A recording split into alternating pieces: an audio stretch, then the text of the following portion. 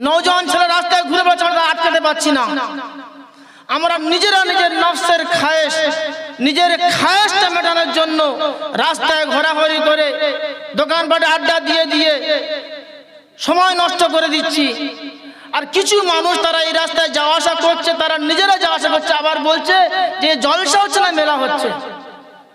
তাহলে কি আমরা জলসা বাদ দিয়ে দেবো? তবু আমরা আমাদের ছেলেমেয়েদের কন্ট্রোল করবো না? যে জলসা দিলে এরকম ঘুরবে, তাহলে কি এদের চলাফেরার কারণে জলসাটা বাদ দিয়ে দেবো? নাকি আমরা নিজেরা পরিবর্তন হব, আমাদের ছেলেমেয়েদেরকে কন্ট্রোল করব? মেরে মহতারাম দোস্ত বুজুর্গ, আমরা কতদিন শয়তানের ধোঁয়ায় দেবো? এখনো পর্যন্ত যারা মজমায় বসছে না, এদের প্যারে ধোঁকা দিচ্ছে। আমার তো মনে হয় এরকম কথা বলার পরে শয়তান থাকতে পারে না এখানে। মানুষ হলো সবচেয়ে বড় শয়তান হয়ে যাচ্ছে এখন। শয়তানের দুটো ভাগ রয়েছে, একটা শয়তানের ইনস, একটা শয়তানের জিন। শয়তান মানুষের ভিতরে এরকম খোকলা করে দিয়েছে যে ভালো ভালো মজমারে তারা এই মানুষের দ্বারা তারা খারাপ করে দিচ্ছে। এখানে যত ছেলেমেয়েরা ঘোরাফেরা করে সন্ধ্যের পর থেকে, একটা ভালো মানুষ এই সমস্ত বক্তাদের কথা শোনার জন্য সে যে আসবে, স্টেজ পর্যন্ত পৌঁছাবে, সে পৌঁছাতে পারছে না। এখানে কারা এসেছে? বিশ্ব থেকে, কামারপুকুর থেকে লোক এসেছে? সবই তো আমরা নিজেরাই ক্ষতি করছি মজমাটাকে। এখনো পর্যন্ত যারা ঘোরাফেরা করছি আমরা, আমাদের কে ধোঁকা দিচ্ছে? আমরা প্রত্যেকে আল্লাহকে ভয় করি। ইয়া আইয়ুহাল্লাযিনা আমানু তাকুল্লাহ ওয়াল তানজুরু নাফসুম মা কদ্দামাত লিগাদ। এই মানব সকল, এই ঈমানদার, ইয়া আইয়ুহাল্লাযিনা আমানু তাকুল্লাহ, এই ঈমানওয়ালা তোমরা আল্লাহকে ভয় করো।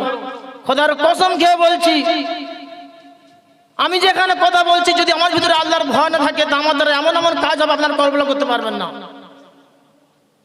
আপনারা যে ঘুরে বেড়াচ্ছেন, যদি আল্লাহ ছাড়া কারোর ভয় করে থাকেন, যদি বাপের ভয় করে ভাববে, বাপের অসাক্ষাতে, বাপের চোখের নজরের বাইরে ভুল করবে, গুনাহ করবে, পাপের কাজ করবে, মায়ের ভয় থাকলে মায়ের আড়ালে করবে, ভাইয়ের ভয় থাকলে ভাইয়ের আড়ালে করবে, কোন নেতার ভয় থাকলে নেতার আড়ালে করবে, ইমাম সাহেবের ভয় থাকলে ইমাম সাহেবের আড়ালে গুনাহ করবে। কিন্তু খোদার কসম, যদি কোনো মানুষের ভিতরে আল্লাহর ভয় এসে যায়, সে ঘরে দৌড় দেওয়ার পরেও কোনো গুনাহ করতে ভয় পাবে।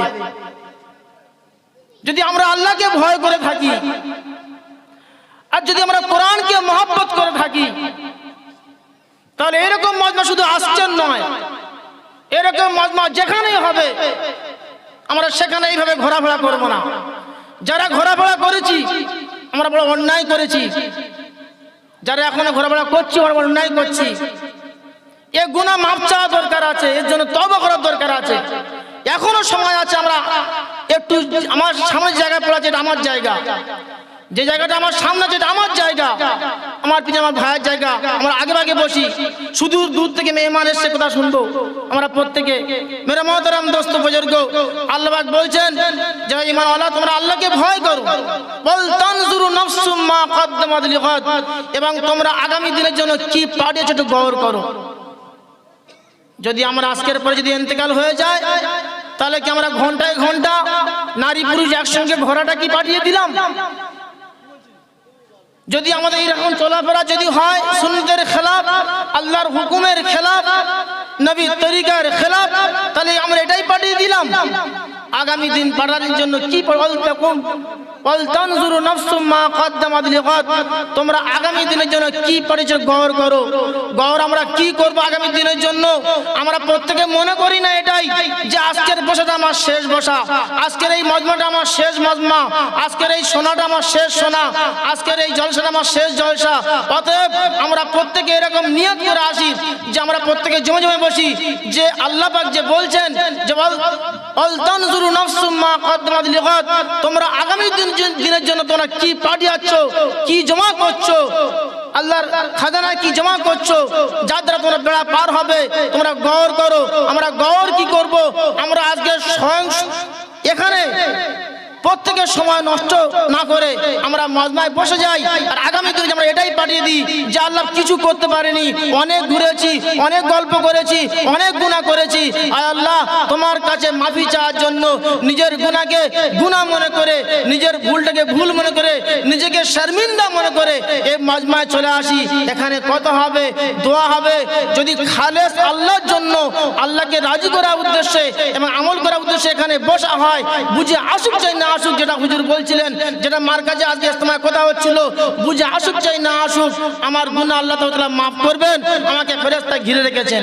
ওই জন্য প্রত্যেকে আমরা শুধু দূর থেকে মেহমানরা এসছেন এবং বাংলাদেশ থেকেও এসছেন, তাদের কথাগুলো শুনবো। অল্প সময় দেওয়া হয়েছিল, এই অল্প সময়ের উপরে কোনো একটা বিষয় নিয়ে কথা বলা ঠিক এইরকম যেমন নাকি পুরো সমুদ্রকে একটা লোটার মধ্যে তুলে ধরা। কিন্তু যে কোনো জিনিস যেটা পুরোপুরি করা সম্ভব নয় সেটা পুরোপুরি ছেড়ে দেওয়া অনুচিত।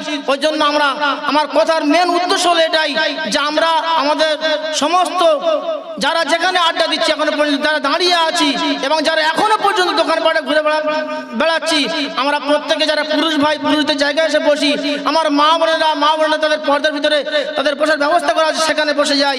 আমরা প্রত্যেকে বসে নিজেদের ভুলের নিজেদের গুনাহগুলো মাফ করে নিয়ে একটা ইখলাসের সঙ্গে উঠি। আল্লাহ তাআলা চাইলে এই মাজমাটাকে কবুল করে আমাকে পুরো জিন্দেগি গুনাহ মাফ করলেও করতে পারেন। তিনি হলেন ইন্নাল্লাহু আলা কুল্লি শাইইন কাদির। তিনি 70 বছরের কাফেরকেও মাফ করে দিতে পারেন। কিন্তু আমার সেই নিয়ত নিয়ে, সেই আল্লাহকে রাজি করার উদ্দেশ্যে এবং সেরকম একটা আল্লাহর উপর ভরসা নিয়ে আমার বসতে হবে, আমলের নিয়তে বসতে হবে। আল্লাহ তাআলা প্রত্যেকের সঠিক নিয়তে এবং আল্লাহকে রাজি করার উদ্দেশ্যে, নিজেকে কিছু বানানোর উদ্দেশ্যে, নিজের ভুল ভ্রান্তি সেগুলো বারবার সেগুলো তুলে ধরে এবং তার থেকে তওবা করার উদ্দেশ্যে সেগুলো বসার তৌফিক দান করুক। ওয়া মা আলাইনা ইল্লাল বালাগ।